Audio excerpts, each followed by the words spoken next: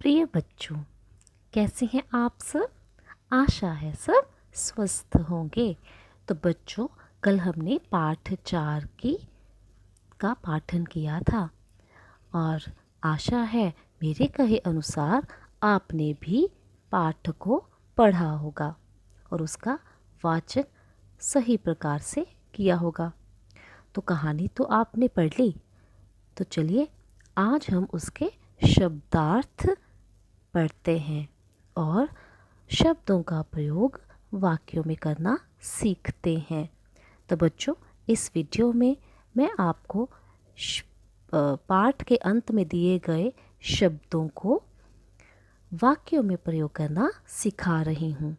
आप इस वीडियो को ध्यानपूर्वक देखें, सुने और समझें और उसके उपरांत अपने वाक्य बनाने की कोशिश करें। तो बच्चों, हमारा पहला शब्द है भटकना। भटकना का अर्थ है इधर उधर घूमना। तो बच्चों, इसका वाक्य बनाएंगे। राम को काम की तलाश में भटकना पड़ा। भोजन की तलाश में जानवरों को भटकना पड़ता है। हमारा दूसरा शब्द है निपटना। निपटना का अर्थ है भुगतना। तो बच्चों, इसका वाक्य बनेगा अपनी परेशानियों से स्वयं ही निपटना पड़ता है। शीघ्र ही अपना काम निपटा दो। हमारा अगला वाक्य शब्द है योजना। योजना का अर्थ है कुछ करने की सोच या व्यवस्था। तो बच्चों, इसका वाक्य है रोहन को मेरी योजना का पता चल गया। सरकार ने हर गांव में शुद्ध पानी पहुंचाने की योजना बनाई है। हमारा अगला शब्द है आहट। आहट का अर्थ है चलने की आवाज़। तो बच्चों, इसका वाक्य बनेगा मुझे किसी के आने की आहट सुनाई दी। आहट सुनते ही राधा सहम गई। हमारा अगला शब्द है भयानक। इसका अर्थ है डरावना। यह जानवर बहुत ही भयानक दिखता है। सड़क पर कई भयानक दुर्घटनाएं घटती हैं।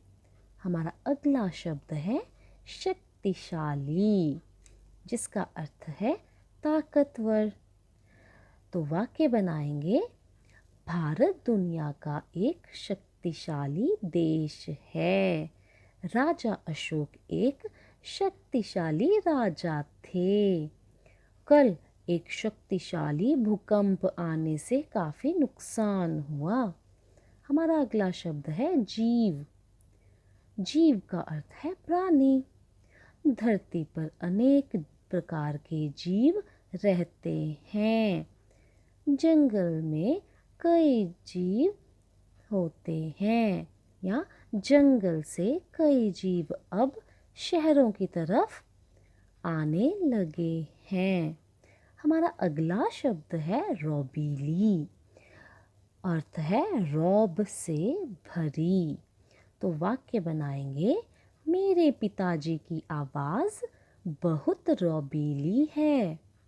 टीचर ने अपनी रौबीली आवाज़ से सवाल पूछा। हमारा अगला शब्द है गंध। गंध का अर्थ है बू। तो वाक्य बनाएंगे गंध मतलब स्मेल, इंग्लिश में स्मेल बोलते हैं। बू, बू आ रही है बोलते हैं ना आप, तो हम गंध शब्द का वाक्य प्रयोग करेंगे। तो गंध शब्द का वाक्य बनेगा पेट्रोल की तीखी गंध मुझे पसंद नहीं है। बगीचे में गुलाब के फूलों की गंध छाई है। हमारा अगला शब्द है पसीने छूटना, जिसका अर्थ है घबरा जाना। तो वाक्य बनाएंगे भयानक जानवर को देखकर मेरे पसीने छूट गए।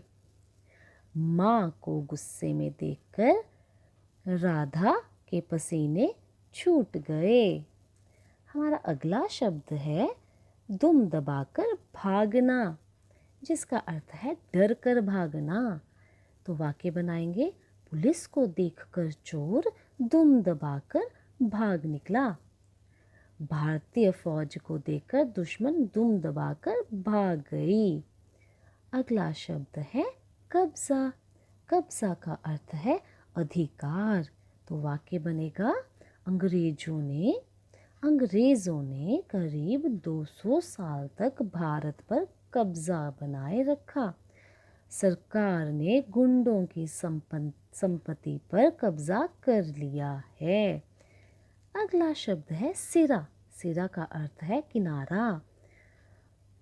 पुलिस को सुराग का एक सिरा भी नहीं मिला। बच्चे ने माँ के दुपट्टे का एक सिरा पकड़ लिया। अगला शब्द है मरियलसा। मरियलसा का अर्थ है कमज़ोर, मरे जैसा। तो वाक्य है, रास्ते में मैंने एक मरियलसा घोड़ा देखा। एक मरियलसा भिखारी भीख मांग रहा है। अगला है सिर पर पाँव रखकर भागना। तो अर्थ है बहुत तेज भागना। बिल्ली को देखते ही चूहा सिर पर पाँव रखकर भाग गया। चोर पुलिस को देखते ही सिर पर पाँव रखकर भाग गए। तो बच्चों, हमने शब्दों के अर्थ पहचाने और इनका वाक्य में प्रयोग करना सीखा। तो अब आप अपने शब्दों के अर्थ लिखेंगे और अपने शब्दों में इनका वाक्य प्रयोग करेंगे और कॉपी पर लिखेंगे। धन्यवाद।